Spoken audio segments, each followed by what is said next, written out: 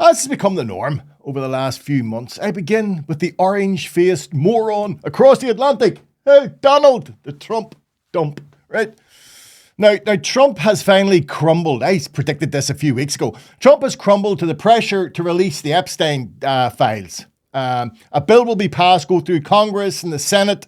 Though the dodgy one here is Trump still has a veto. They can go through the Congress and the Senate, but Trump is the last one to get the big Sharpie out, and he could still veto it. But I don't think that's going to happen. I don't think it does.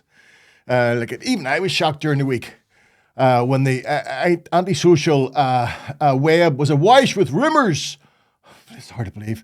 Of a sexual dalliance between Trump and, drumroll, wait for it, ex-President Bill Clinton. No. Being a good wee Catholic boy at heart, I refuse to detail the behaviour that it was alleged occurred between the Donald and Bill.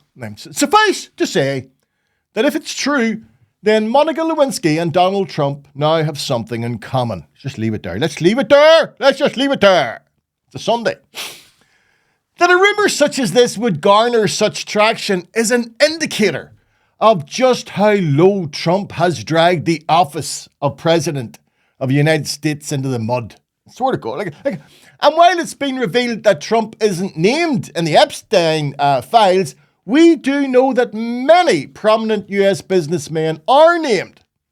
This will no doubt result in a bonanza for defense lawyers across the country as men with very, very deep pockets seek to keep themselves out of jail if these files do get out.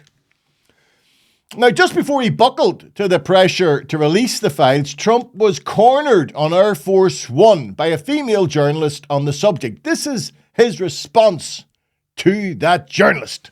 There's growing controversy today over the president's treatment of a reporter aboard Air Force One. Quiet. Yep, he really did call a female reporter Piggy as she was peppering him with uncomfortable questions about the Epstein files. Quiet, Piggy. This is the most powerful man in the world, calling Bloomberg reporter Catherine Lucy a pig. Now, in the interest of fair play and objectivity, I'd like to put up a picture of Trump alongside journalist Lucy. Now, you decide. Which one of them two looks most like a pig? Seriously.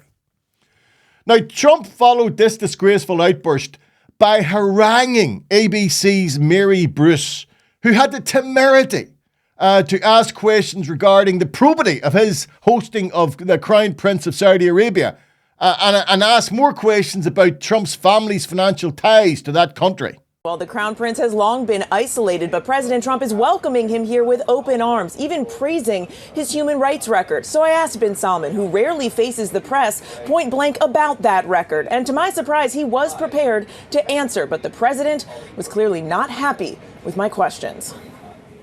Overnight, President Trump capping the Saudi Crown Prince's lavish visit to Washington with an extravagant dinner. He has become a true partner for peace and prosperity for our countries and for the world and for peace in the Middle East, which was a crowning achievement for both of us.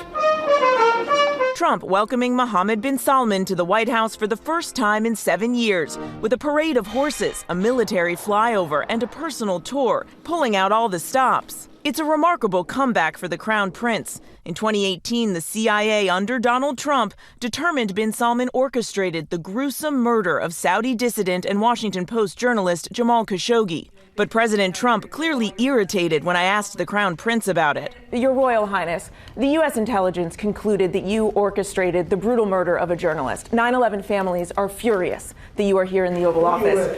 Why should Americans trust you? And the same to you, Mr. President. Now, who are you with? I'm with ABC News, sir. The president defending the Saudi leader, saying things happen, even criticizing Khashoggi, the journalist who was murdered and dismembered. You're mentioning somebody that was extremely controversial.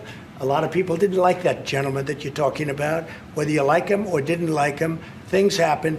But he knew nothing about it, and we can leave it at that. You don't have to embarrass our guest by asking a question like that. But the Crown Prince, who rarely fields questions, stepping in to answer. And it's been painful for us in Saudi Arabia. We've did all the right steps of investigation, etc. in Saudi Arabia, and we've improved our system to be sure that nothing happened like that. And it's painful and it's a huge mistake, and we are doing our best that this doesn't happen again. Trump's own State Department lists multiple human rights violations in Saudi Arabia, ranging from arbitrary or unlawful killings and torture to unjustified prosecutions of journalists.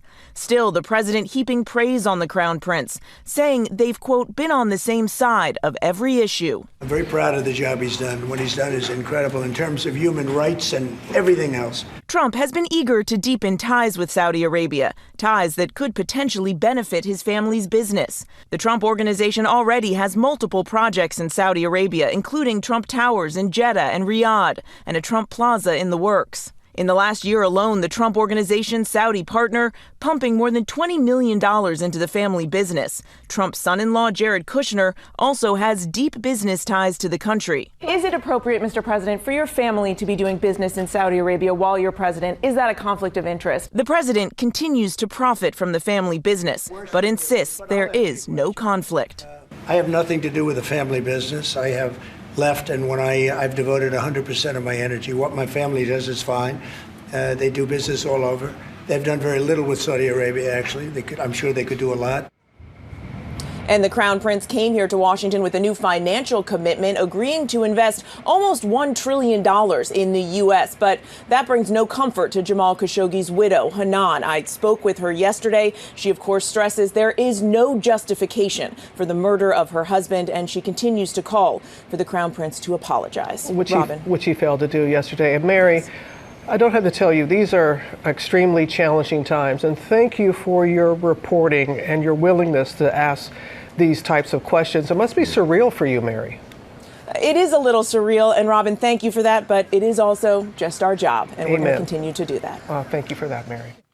Trump's misogynistic tendencies are well known. Like, he's the man who boasted of grabbing female genitalia and getting away with it during his first presidential campaign. His attitude to women are laid bare in these two interactions. But what is also clear is on both occasions, Trump did not have the mental acuity to answer the questions being asked. So instead he just dumped into the sewer by attacking the people asking the questions. Like, all this from a man who mocked the intellectual decline of President Biden.